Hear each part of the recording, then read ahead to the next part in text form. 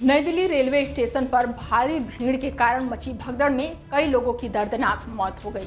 हादसे में दर्जनों लोग गंभीर रूप से घायल हुए हैं, जिसमें से कईयों की हालत गंभीर बनी हुई है।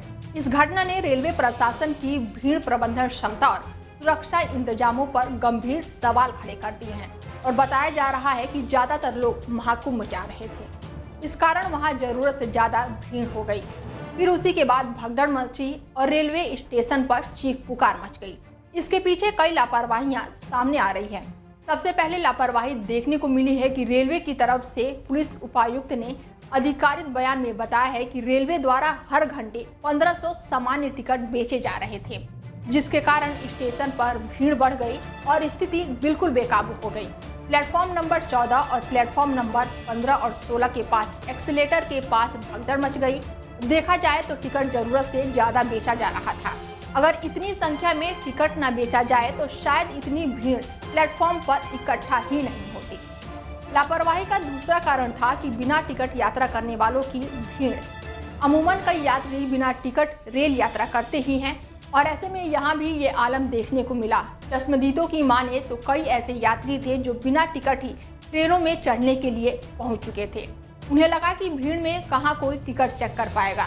वहीं विपक्ष इस मामले पर लगातार सरकार को घेरने के लिए कोई भी कोर कसर नहीं छोड़ रहा है और इसी बीच आरजेडी चीफ और पूर्व रेल मंत्री लालू प्रसाद यादव ने महाकुंभ को लेकर बड़ा बयान दिया है।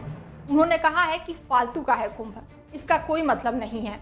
वहीं नई दिल्ली रेलवे स्टेशन हादसे पर उन्होंने कहा कि दुखद घटना घटी है। हम मृतकों के प्रति श्रद्धांजलि अर्पित करते हैं।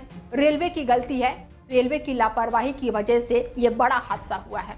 इस हादसे में मरने वालों में ज्यादातर लोग बिहार और दिल्ली के रहने वाले बताए जा रहे हैं। भारतीय रेलवे ने मृतकों के परिजनों को 10-10 लाख रुपए और वहीं गंभीर रूप से घायल यात्रियों को 2.5 लाख रुपए और मामूली रूप से घायल यात्रियों को 1 लाख रुपए मुआवजा देने का ऐलान किया गया है।